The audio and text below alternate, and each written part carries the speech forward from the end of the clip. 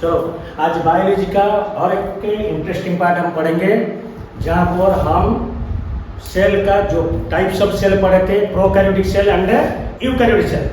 सो हम prokaryotic cell का starting कर दिए थे, उसका जो नेक्स्ट पार्ट है आज हम खत्म करेंगे। देखो प्रोकैरियोटिक बॉडी का जो नेक्स्ट पार्ट है वो क्या है बेटा, मेसोजोम्स एंड क्रोमाटोफोर्स। सो मेसोजोम मतलब ये जो दोनों है, ये देखो प्रोकैरियोटिक बॉडी का जो आउटर मोस्ट, देखो ये तो नॉन मेम्ब्रेनस होता है ना, ओके। सो जो इसको क्या लिखा है, मेम्ब्रेनस स्ट्रक्चर्स। देखो मेसोजोम एंड क्रोमाटोफोर, इसका जो फंक्शन होता है वो तुम्हारा सबसे इंपॉर्टेंट है, ध्यान में रखना। Mesosome is form by the infolding of plasma membrane, okay.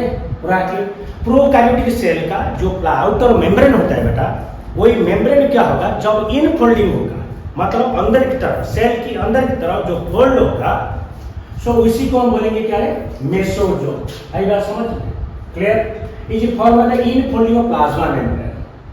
सो ये क्या क्या बियर करता है, इट इंक्लूड्स क्या क्या लेके चले गए, वेसिकल्स, ट्यूबुल्स एंड लामेला। तीन तो पार्ट मेसोजोम का रहेगा बेटा। सो क्या क्या बोलेंगे उसको, वेसिकल्स, ट्यूबुल्स एंड लामेला। हो गया पूरा क्लियर। सो ओवरऑल बोलने से मेसोजोम इज द मतलब इनफोल्डिंग ऑफ द किसका, प्लाज्मा मेम्ब्रेन का, जो प्रोकैरियोटिक सेल का जो मेम्ब्रेन होता है उसका फंक्शन क्या रहेगा बेटा। देखो मेसोजोम्स क्या क्या प्रोसेस में हमको हेल्प करता है, कौन कौन सा वे में हेल्प करता है। देखो mesosome help in cell wall formation, ध्यान में रखना। सेल वॉल फॉर्मेशन में हेल्प करेगा, इजी वर्ड इजी सेंटेंस है, आप आराम से समझ जाओगे। सो मतलब प्रोकैरियोटिक सेल का सेल वॉल फॉर्मेशन में भी मेसोजोम हेल्प करेगा। उसके बाद डीएनए रेप्लिकेशन मतलब क्या है, देखो हम सेकेंड ईयर में डिटेल्स पढ़ोगे तुम 12th चैप्टर, 12th में जो तुम्हारा चैप्टर है molecular basis of inheritance. Molecular basis of inheritance में तुम्हारा एक तो पोर्शन है डीएनए रेप्लिकेशन। सो डीएनए कैसे रेप्लिकेशन करता है। सो ओवरऑल रेप्लिकेशन का मतलब होता है बेटा, एक पेरेंट डीएनए से मैं एक तो नया डॉटर डीएनए बनाऊंगा। क्या बोला मैं, पेरेंट डीएनए से एक तो न्यू डीएनए स्ट्रैंड बनाने का प्रोसेस को हम क्या बोलेंगे बेटा, रेप्लिकेशन। आई बात समझ। सो ये भी मेसोजोम भी हेल्प करता है DNA replication of prokaryotic cell का। Next it is in distribution of chromosomes to daughter cell, मतलब पेरेंट सेल से डिवीजन के बाद जो डॉटर सेल बनेगा, मेसोजोम हेल्प करेगा आपको क्रोमोसोम डिस्ट्रीब्यूशन में, ओके। क्रोमोसोम इसका डिटेल्स हम 12th में पढ़ेंगे, chromosome. Next in respiration and secretion process. Prokaryotic cell का रेस्पिरेशन तुम जानते हो एक तो डिस्ट्रक्टिव प्रोसेस होता है, जो कि कॉम्प्लेक्स फूड मटेरियल्स ऑक्सीजन का प्रेजेंस में ब्रेक डाउन होके सिंपल फॉर्म में कन्वर्ट होगा and with the formation of what, energy. कौन सा फॉर्म में एनर्जी आएगा रे, in the form of ATP. कौन सा फॉर्म में आएगा, एटीपी। एटीपी क्या मतलब इसका है, adenosine triphosphate. And secretion process, secretion मतलब कोई भी सीक्रेटिंग चीज अगर आना है प्रोकैरियोटिक सेल में, सो मेसोजोम हेल्प करता है, clear. Next to increase the surface area of the, ये इंपॉर्टेंट पॉइंट है, to increase the surface area of the plasma membrane and enzymatic content। तो मतलब ये जो सरफेस एरिया होता है, देखो मेसोजोम मैंने क्या बोला है, मेसोजोम मैंने इधर देखो मतलब ये तो इनफोल्डिंग होता है ना, इनफोल्डिंग, इसको ये इसमें हेल्प करेगा to increase the surface area. अगर सरफेस एरिया कोई सेल का अगर ज्यादा होगा तो उसका ऑब्जर्विंग कैपेसिटी भी ज्यादा होगा, याद रखना, क्लियर। उसके बाद तुम्हारा है क्रोमा, ये हो गया मेसोजोम, उसका फंक्शन। उसके बाद आएगा तुम्हारा क्रोमाटोफोर। सो क्रोमाटोफोर मतलब याद रखना, क्रोमाटोफोर एक तो कलर पिगमेंट होता है, ये सब पिगमेंट वाले चीज होते हैं। सो अगर किसी बॉडी में अगर क्रोमाटोफोर रहा, उसी का कलर जैसे रहेगा, टोटल बॉडी का कलर भी उसी के हिसाब से चलेगा। देखो chromatophore are the membranous infolding in some prokaryotes. ये जो क्रोमाटोफोर होता है ये भी मेसोजोम की तरह क्या होता है, मेम्ब्रेन, प्लाज्मा मेम्ब्रेन का फोल्डिंग होता है। प्लाज्मा मेम्ब्रेन का क्या होता है, फोल्डिंग होता है। ओके। लेकिन वही फोल्डिंग के अंदर जो फोल्डिंग बनेगा उस फोल्डिंग के अंदर कुछ पिगमेंट्स रहते हैं। देखो क्या लिखा है, एनिबडी सब बैक्टीरिया। ओके, ये जो कौन सा बैक्टीरिया में ज्यादा रहता है, ये सियानोबैक्टीरिया। Clear, सियानोबैक्टीरिया and they contain what, pigment. They contain pigment, yellow pigment, red pigment, green pigment. जो पिगमेंट रहेगा तुम्हारा क्रोमाटोफोर में, उसी के हिसाब से तुम्हारा सेल का कलर भी चेंज हो जाएगा। आई बात समझ में? चलो नेक्स्ट सेकंड का देखो, थर्ड पार्ट क्या है प्रोकैरियोटिक सेल का, न्यूक्लियर। देखो ये बढ़िया चीज है। न्यूक्लियर मतलब देखो, it is not a true nucleus. मैंने पहले से बोल रखा है आपको, जो दो सेल होता है, एक तो होता है प्रोकैरियोटिक सेल, एक तो होता है यूकैरियोटिक सेल। सो प्रोकैरियोटिक सेल को हम बोलेंगे प्रिमिटिव टाइप, जो कि एडवांस नहीं होता है, मतलब उसका जितना भी स्ट्रक्चर होता है सब प्रिमिटिव टाइप का होता है। बट यूकैरियोटिक सेल में सब एडवांस लेवल का होता है। क्लियर? सो हम इधर हम जैसे जानते हैं यूकैरियोटिक सेल में तुम्हारा एक तो वेल ऑर्गेनाइज्ड न्यूक्लियस रहता है। क्या बोला है? वेल ऑर्गेनाइज्ड न्यूक्लियस रहता है यूकैरियोटिक सेल में। न्यूक्लियर मेम्ब्रेन क्या क्या रहेगा उसके अंदर, nuclear membrane, nucleolus, then chromosome etcetera etcetera. Clear? लेकिन प्रोकैरियोटिक सेल में तुम्हारा न्यूक्लियस के बदले हम न्यूक्लियस नहीं बोलेंगे, क्या बोलेंगे उसको, न्यूक्लियर। कैसे बनेगा देखो, it is form of non membranes. Non देखो प्रो यूकैरियोटिक सेल में तुम्हारा न्यूक्लियस के चारों तरफ एक तो मेम्ब्रेन रहता है, जिसको हम क्या बोलेंगे रे, न्यूक्लियर मेम्ब्रेन। लेकिन जो प्रोकैरियोटिक सेल में रहेगा, जो न्यूक्लियर रहेगा, वो क्या होगा रे, नॉन मेम्ब्रेनस। ये नीट का क्वेश्चन है। ओके, सर्कुलर विथ क्या है, सर्कुलर जीनोमिक डीएनए। आप लोग देखे होंगे बैक्टीरिया सेल के अंदर दो टाइप का तुम्हारा डीएनए रहता है। देखो मैं यहीं पे करता हूं, देखो इसका डायग्राम एक तो, for example this is your bacterial body, this is your bacterial body. देखो इधर रहता है एक तो जीनोमिक डीएनए, इसको जो बोलेंगे ये उसका मेन डीएनए होता है, genomic DNA. And side by side bacteria cell में एक तो सर्कुलर डीएनए रहता है, एक तो सर्कुलर डीएनए रहता है।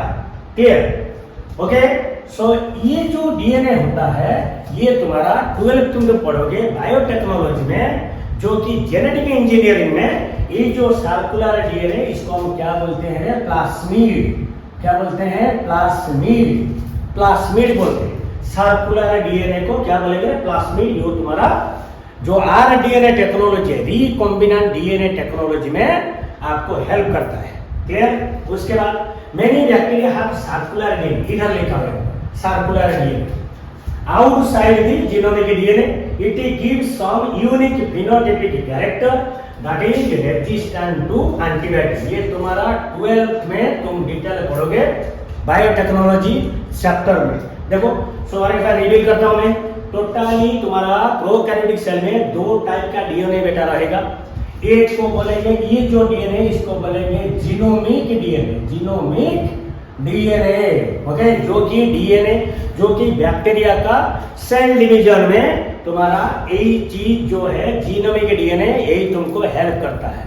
क्लियर? ओके, सो इसको बोलेंगे जीनोमिक डीएनए। उसका साइड में जो सर्कुलर डीएनए रहेगा उसको हम क्या बोलेंगे, प्लास्मिड। याद रखना बेटा, क्या बोला मैं, प्लास्मिड। ओके, ये जो प्लास्मिड इधर में क्या लिखे, रेजिस्टेंट टू एंटीबायोटिक। जो तुम्हारा एंटीबायोटिक होता है तुम्हारा टेट्रासाइक्लिन, क्लोराम्फेनिकल, ओके, एम्पिसिलिन। ओके, सो ये जो पार्ट है सर्कुलर डीएनए, ये तुम्हारा रेजिस्टेंट टू एंटीबायोटिक होता है।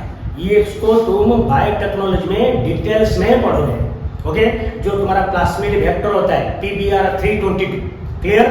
वहां पर हम डिटेल समझाएंगे। लास्ट क्या है देखो, इधर तुम्हारा वही प्रोकैरियोटिक का जो 4th पार्ट है, उसको क्या बोलेंगे, फ्लाजेला। फ्लाजेला मतलब क्या है देखो, ये एक तो चाबुक जैसा काम करता है। मतलब बैक्टीरिया प्रोकैरियोटिक सेल बॉडी को, इसका मेन काम क्या होता है, प्रोकैरियोटिक सेल बॉडी को एक जगह से दूसरे जगह को लेने में, मतलब लेने में मदद करेगा। सो मोशन में हेल्प करेगा फ्लाजेला। क्लियर? सो कैसे स्ट्रक्चर होता है, सपोज ये हो गया बैक्टीरिया सेल। सो मतलब यहीं पर एक तो चाबुक जैसा रहता है, जो धागा थ्रेड जैसा, जो कि बैक्टीरिया सेल बॉडी को एक जगह से दूसरे जगह को जाने में मदद करता है। These are the thin filamentous extension from the cell wall of देखो क्या लिखा है, मोटाई बैक्टीरिया, मतलब हर कोई बैक्टीरिया में तुम्हारा फ्लैजेला नहीं रहता है। मेरा कहने का मतलब है जो बैक्टीरिया में तुम्हारा फ्लैजेला रहेगा वो बैक्टीरिया को हम क्या बोलेंगे, मोटाइल, मतलब एक जगह से दूसरे जगह वो जा सकते हैं, मोटाइल बैक्टीरिया। जिसके पास तुम्हारा फ्लैजेला नहीं होता है उसको हम क्या बोलेंगे, नॉन मोटाइल बैक्टीरिया। सो ये जो फ्लैजेला आया वो किसका एक्सटेंशन होगा, extension of the cell wall, bacteria का जो सेल वॉल है वहां से तुम्हारा फ्लैजेला निकलेगा। उसके बाद their number arrangement are very in different bacteria, हर कोई बैक्टीरिया सेल में तुम्हारा नंबर ऑफ फ्लैजेला सेम नहीं रहता है। ठीक, उसके बाद बैक्टीरियल फ्लैजेला ये है सिंगुलर, आज 3 पार्ट, कोई भी फ्लैजेला का 3 पार्ट रहता है। देखो, एक तो है फिलामेंट, एक तो है हुक, एक तो है बासाल। अगर मैं इसका माइक्रोस्कोपिक स्टडी करूंगा, ध्यान में रखना, अगर मैं, ये तो खाली आंख में नहीं दिखेगा, अगर मैं फ्लैजेला का माइक्रोस्कोपिक स्टडी करूंगा बेटा, तो 3 तो स्ट्रक्चर मिलेगा मुझे, एक तो है फिलामेंट, एक तो है हुक एंड एक तो है बासाल बॉडी। जो नीचे रहता है उसको क्या बोलेंगे, बासाल बॉडी। देखो, the filament is the longest portion and extend from the cell surface to the outside. So ये जो तीनों पार्ट मैंने बोला फ्लैजेला का, क्या क्या है, फिलामेंट, हुक एंड बासाल बॉडी, इनमें से सबसे जो लंबा पोर्शन रहेगा, लंबा पार्ट्स रहेगा, उसको हम क्या बोलेंगे, फिलामेंट। पूरा क्लियर? सो यहां तक हो गया तुम्हारा 4। ओके, इसका जो नेक्स्ट पार्ट है, ओके, सो उसको हम कंटिन्यू करते हैं। देखो, ये जो नेक्स्ट पार्ट है वो प्रोकैरियोटिक सेल है। देखो, पिली एंड भिम्बी, पिली एंड भिम्बरी, देखो, these are surface structure that have no role in motility। आराम से देखो, these are surface structure that have no role in motility। मतलब मैं क्या कहना चाहता हूं, तुम्हारा जो फ्लैजेला होता है, फ्लैजेला मोटिलिटी में हेल्प करेगा, लेकिन पिली एंड भिम्बरी वो मोटिलिटी में हेल्प नहीं करता है प्रोकैरियोटिक सेल को। सो पिली किसको बोलेंगे, देखो, these are the elongated structure made up of a special protein। ध्यान में रखना बेटा, ये नीट का क्वेश्चन है, ये नीट का क्वेश्चन है। सो पीली जो तुम्हारा होता है वो कौन सा स्पेशल प्रोटीन में तैयार होता है, पीली। उसके बाद क्या है तुम्हारा, fimbriae. These are small bristle like fibrous sprouting out of this cell, मतलब फ्लैजेला। सो अभी तुम्हारा दिमाग में क्वेश्चन चल रहा है, जैसा what is the major difference between flagella, pili and fimbriae. याद रखना बेटा, एक तो फ्लैजेला मोटिलिटी में हेल्प करता है, सेकंड वाला जो है ये जो पीली भिम्बरी ये मोटिलिटी में नहीं हेल्प करते हैं।